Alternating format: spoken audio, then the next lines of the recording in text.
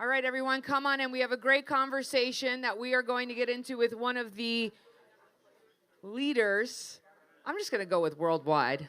In the women's sports space, from a brand investment perspective, Ally Financial has been way out in front in terms of leading the charge, not only bringing awareness to the world of women's sports, but also ensuring we achieve media equity. I am going to be joined by Ally executive Bridget Sponsky, who has been a tremendous advocate, not only for Deep Blue and the Women's Sports House, but also for women's sports and female athletes everywhere. Bridget, come on up.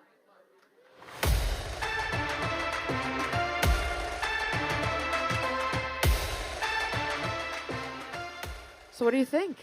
This is beyond my imagination. First time at Cannes, believe it or not.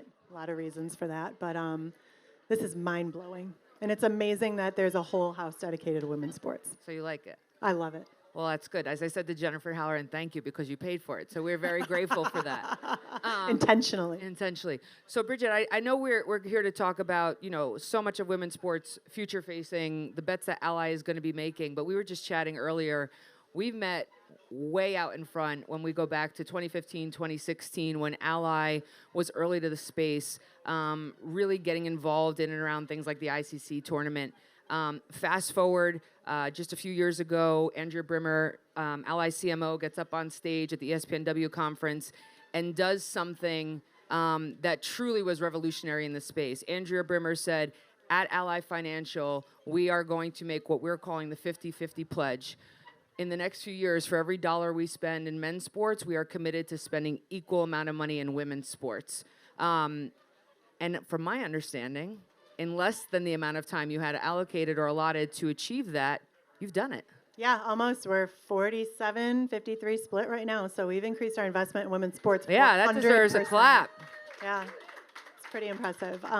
But that was an extremely brave stance from Andrea. But women's sports for us has always sort of been part of our ethos. So we actually signed on with the NWSL. They were our second partner in our sponsorship portfolio. So this wasn't just like an afterthought, like we need to have a women's sports partner in our portfolio. No. This was very, very intentional from day one. And we were precluded from doing sponsorships for a really long time. And like Laura said, we met in 2015 with some small sponsorships with the ICC in soccer, just knowing the trajectory the sport had in the United States, and saw the potential return. But signing on with the NWSL and then making that 50-50 pledge has just been absolutely incredible. Since then, we've seen like double-digit growth across all of our brand health metrics, awareness, preference, likability.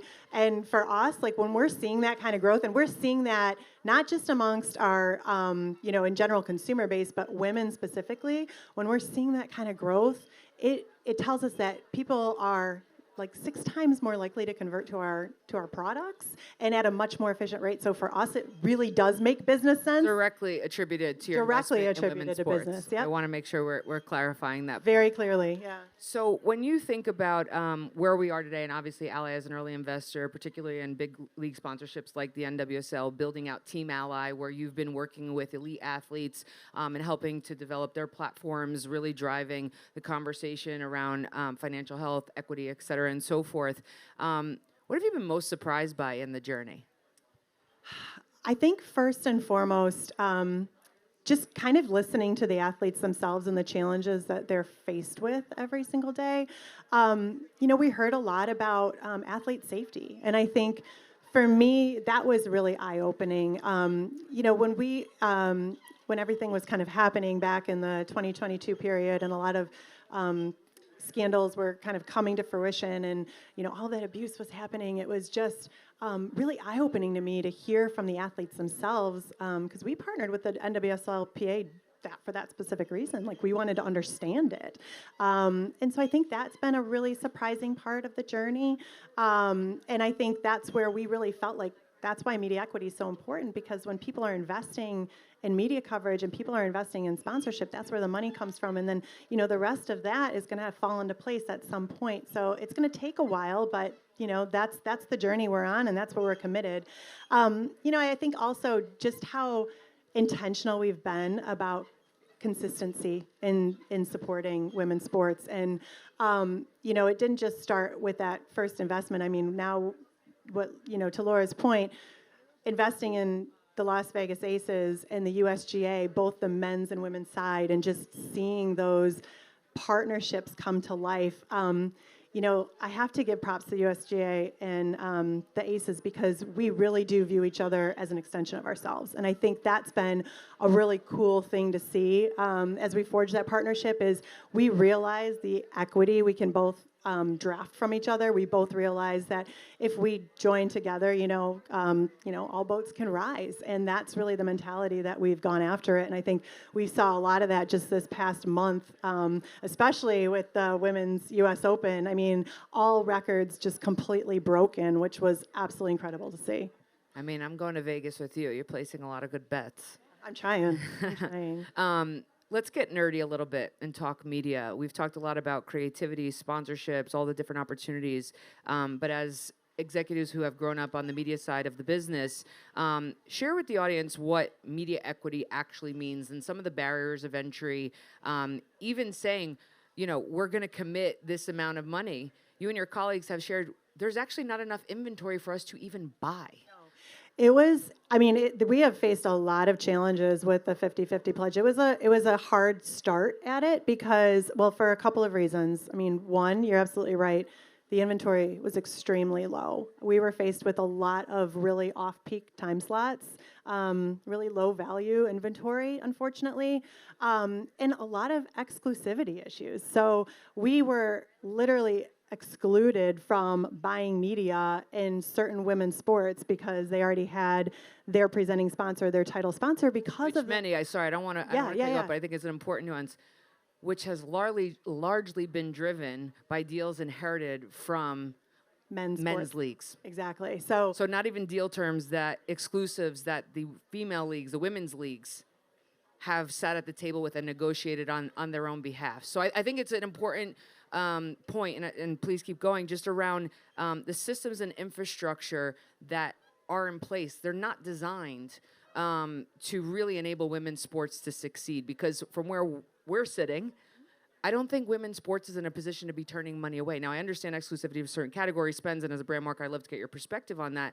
but there have to be opportunities to find holes right now because we need to fill and bring resources. So if you could talk about what that means and how you're navigating where the exclusivities exist. Yeah, historically, women's sports has sort of been sold as like added value to men's sports, and that's why the valuation is so off. So even when you're evaluating a sponsorship or a contract, it's not a one-for-one value, men's sports and women's sports. It's completely off. So you've got to take that into the equation.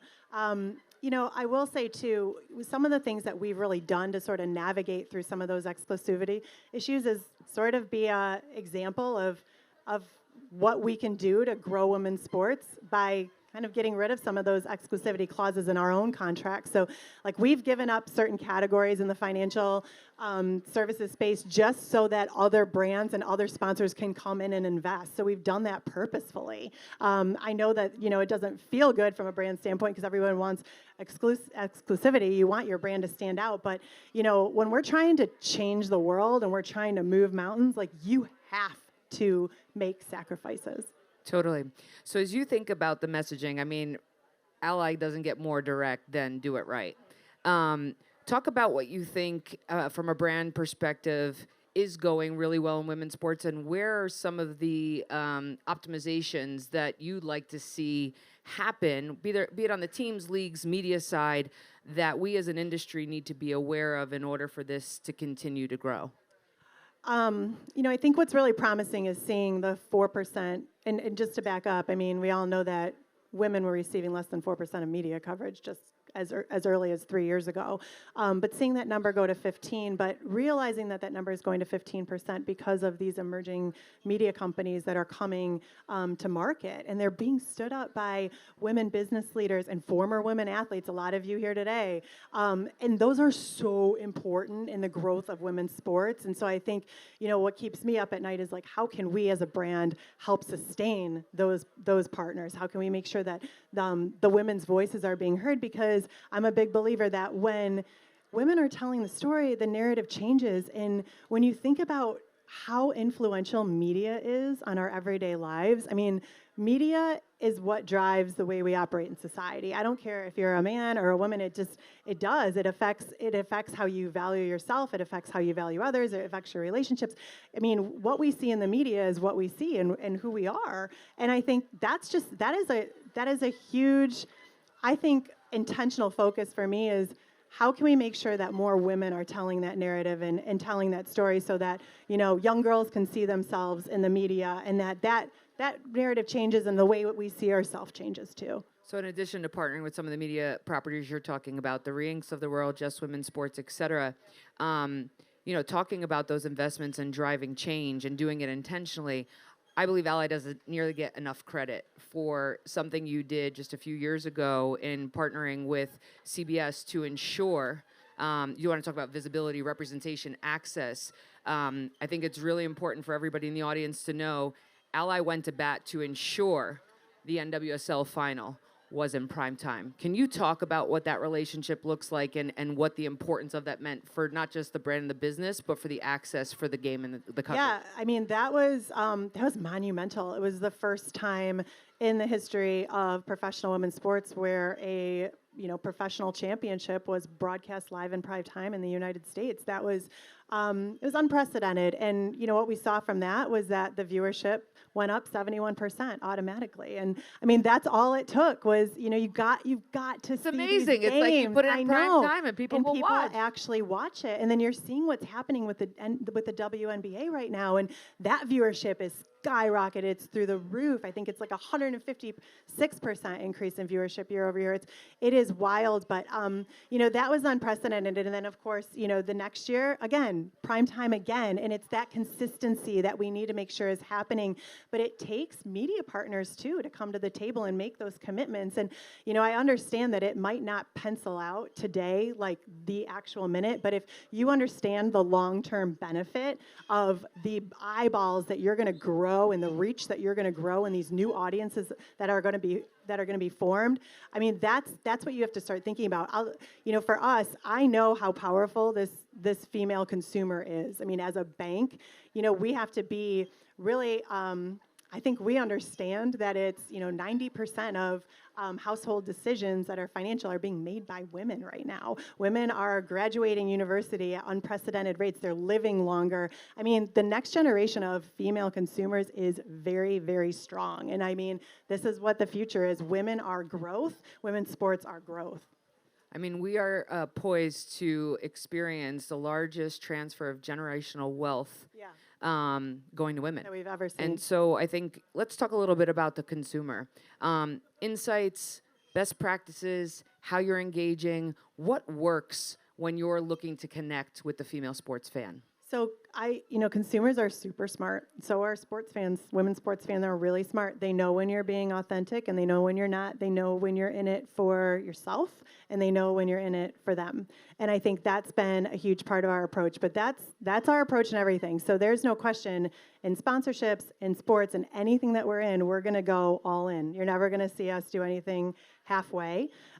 You've got to actually do the work. And the way we put it is it's impact over assets. So when we look at a contract, when we look at a potential opportunity, it's not just about the assets that we get. It's like, what is the impact that we can make together? And we've got to make sure that we're aligned with our partners on that we've got to be marching at the same North Star, because if we're both going at our own objectives and our own silos and we're worried about our own KPIs, and it's not going to work, and consumers are going to see right through it. Fans are going to see right through it. So we have to be really, really mindful of that. I love that your colleague, Andrea Brimmer, always says deeds, not words. And I think Ally has been the embodiment of what that means to the commercial marketplace in women's sports. So just with the time we have left, Bridget, as a leader in this space, what would be your words of advice, best practices, et cetera, to the marketers in the room who are exploring but haven't yet made the leap to invest at the level of impact that they might necessarily be ready for in this moment? So I would say you've got to fundamentally believe in the power of women's sports. You have to have that fundamental belief. It is a balance of art and science. It's not just about the numbers. And I think we all have to know that, because if you look at it like as you're looking at it today, and I know that a lot of brands or a lot of CFOs pressure that. They want to see the numbers, they want to see the return today. That's not what it is. But when you're invested in the long term, you get those outsized returns. So I would say, try to find ways that you can invest in women's sports media. There are more ways than there were 2 years ago. Put your money there. We've heard a lot from youth, from a lot of brands in youth sports, and that's just incredible to me. Make sure that you are intentional about it. I think you have to make sure that you're consistent about it too. So if you're going to invest in women's sports, make sure that you're consistent, make sure that you're continuing that investment, you see it through, because coming in and out isn't going to help it. Amazing words of advice. Olympics, just a few weeks away. What are you most looking forward to?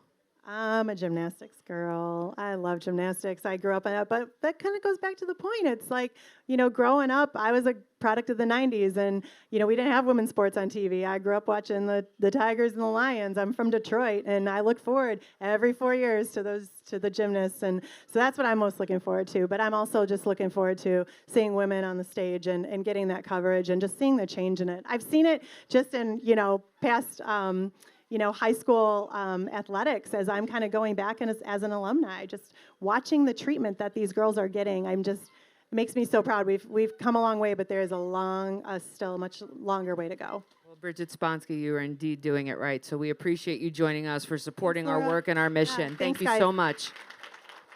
Don't go anywhere. We have two incredible guests about to join me on the stage. Bridget, right after this photo.